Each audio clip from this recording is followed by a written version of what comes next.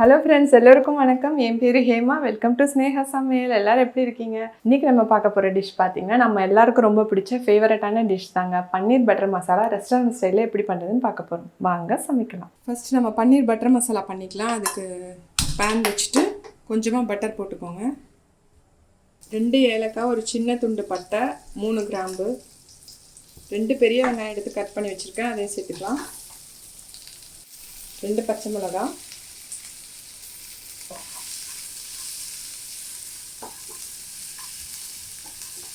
2 தக்காளி, அதையும் சேர்த்துக்கலாம்.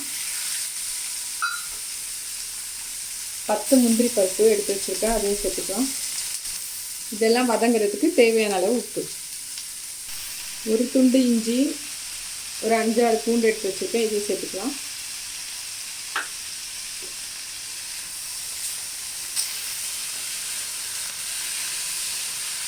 அளவு வதங்கினா போதும். நம்ம எப்படியும் அரைச்சி தான் போகிறோம்.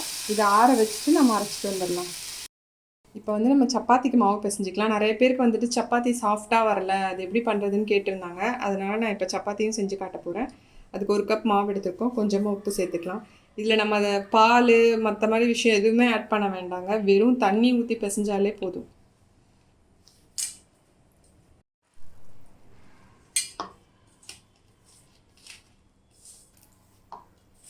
கொஞ்சம் கொஞ்சமாக தண்ணி ஊற்றி பிசைஞ்சுக்கோங்க.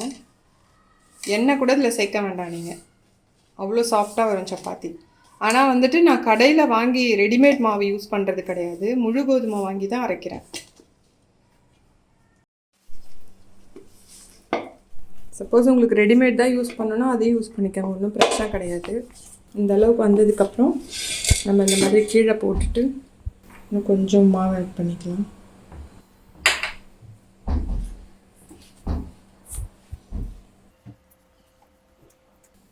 நல்லா இந்த மாதிரி ஒரு 5 நிமிஷம் மாவை பிசைஞ்சு வைக்கணும். சாஃப்ட் ஆகிற வரைக்கும் இப்படியே பிசைஞ்சிட்டே இருக்கணும். பாருங்கள், 5 மினிட்ஸில் மாவு இப்படி வந்துருச்சு பாருங்கள். நல்லா சாஃப்டாக பாருங்கள். எண்ணெய் எதுவுமே நான் போடலை, பால் போடலை, எண்ணெய் போடலை, எந்த பொருளும் கிடையாது. வெறும் தண்ணி போட்டு தான் பிசைஞ்சிருக்கோம். எவ்வளோ சாஃப்டாக இருக்குது பாருங்கள் மாவு. இதை வந்து நம்ம அப்படியே ஒரு 20 மினிட்ஸ் வச்சிடலாம் போதும். இல்லை 1/2 hour வச்சிங்கன்னா கூட இன்னும் நல்லா ஊறிடும். 1/2 hour கழித்து நம்ம சப்பாத்தி எப்படி பண்ணுறதுன்னு பார்ப்போம்.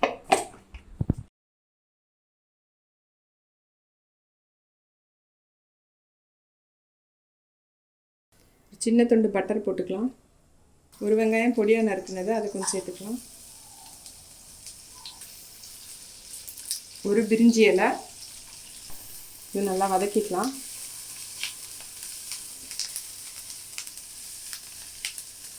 வச்சுருந்த இல்லையா விழுது, அதை இதில் சேர்த்துக்கலாம். தண்ணி ஆட் பண்ணிக்கலாம். இப்போ நம்ம மசாலாலாம் சேர்த்துக்கலாம். 1/2 spoon ஜீரகப்பொடி, 1/2 spoon garam masala, 1 spoon மிளகாத்தூள், இது காஷ்மீரி சில்லி, 1/2 ஸ்பூன் தனியா பவுடர், 1/4 ஸ்பூன் மஞ்சள் தூள். இதெல்லாம் சேர்த்து நல்லா வதக்கிக்கோங்க.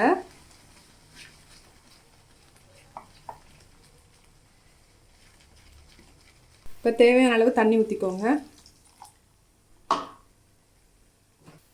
உப்பு பார்த்துட்டு தேவையான அளவு சேர்த்துக்கோங்க. ஏன்னா பட்டரில் வேறு சில பட்டரில் உப்பு இருக்கும், அன்சால்டட் பட்டர் இல்லைன்னா அதை பார்த்துட்டு நீங்கள் உப்பு ஆட் பண்ணிக்கோங்க.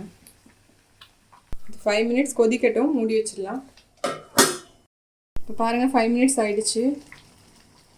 மசாலா பச்சை வாசனைலாம் போயிடுச்சு. இப்போ நம்ம பன்னீரை சேர்த்துக்கலாம். இந்த மாதிரி இந்த சைஸில் கட் பண்ணி வச்சுருக்கேன். இந்த பன்னீரை சேர்த்துக்கலாம்.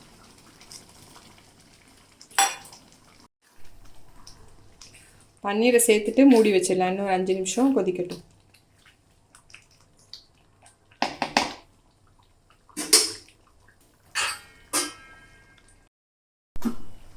இப்போ பாருங்கள், கொதிச்சிருச்சு நல்லா. பன்னீரும் வெந்துருச்சு. இந்த டைமில் நம்ம சின்ன ஸ்பூனில் சர்க்கரை சேர்த்துக்கலாம்.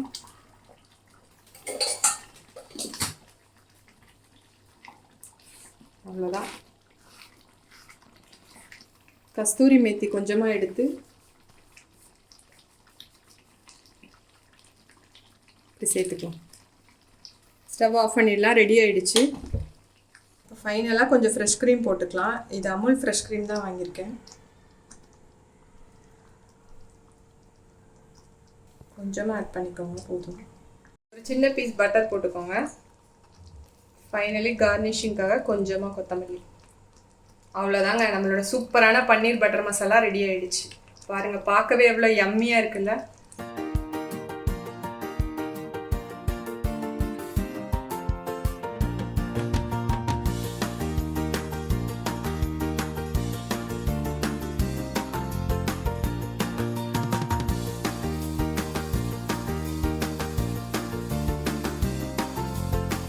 சப்பாத்தி மாவு 1/2 hour ஊறிடுச்சு. இப்போ நம்ம சப்பாத்தி செஞ்சுக்கலாம்.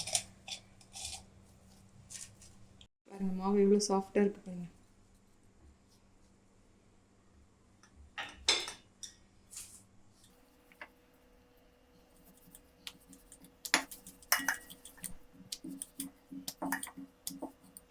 அவ்வளோதான், இது நம்ம சுட்டு எடுத்துடலாம். இப்போ தவா சூடாயிடுச்சு. சப்பாத்தி போட்டுக்கலாம். 2 தடவை இப்படி திருப்பி போட்டுக்கோங்க. இதில் எண்ணெய் எதுவுமே போட வேண்டாம். 2 times திருப்பி போட்ட உடனே இதை இப்படி எடுத்து ஸ்டவ் மேலே இப்படி போட்டுடணும். இப்போ பாருங்கள், சப்பாத்தி நல்லா பொங்கி வருதா? அவ்வளோதான், சப்பாத்தி ரெடி ஆகிடுச்சு. சூப்பரான சாஃப்ட் சப்பாத்தி ரெடி ஆகிடுச்சு. இப்போ இதுக்கு மேலே உங்களுக்கு என்ன வேணுமோ, நெய் வேணும்னா இப்படி நெய் போட்டுக்கோங்க 2 சைடும். இல்லை எண்ணெய் லைட்டாக போடுறீங்கன்னா எண்ணெய் போட்டுக்கோங்க. நீங்கள் சுடும்போது எண்ணெயோ நெய்யோ எதுவுமே போட வேண்டாம். இந்த சப்பாத்தி நிஜமாக ரொம்ப சாஃப்டாக இருக்கும். நீங்கள் செஞ்சு பாருங்கள். பாருங்கள் எவ்வளோ சாஃப்டாக இருக்குது சப்பாத்தி. நம்ம எண்ணெயோ பாலோ எதுவுமே போட்டு மாவு பேசல. எவ்வளோ சாஃப்டாக இருக்குது பாருங்கள். நீங்களும் உங்கள் வீட்டில் கண்டிப்பாக ட்ரை பண்ணி பாருங்கள்.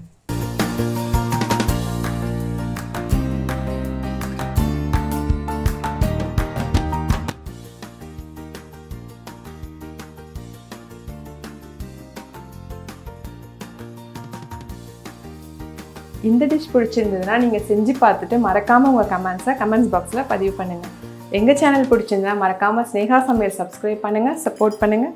உற்சாகமாக சமைங்க, சந்தோஷமாக சாப்பிடுங்க. தேங்க்யூ ஃபார் வாட்சிங்.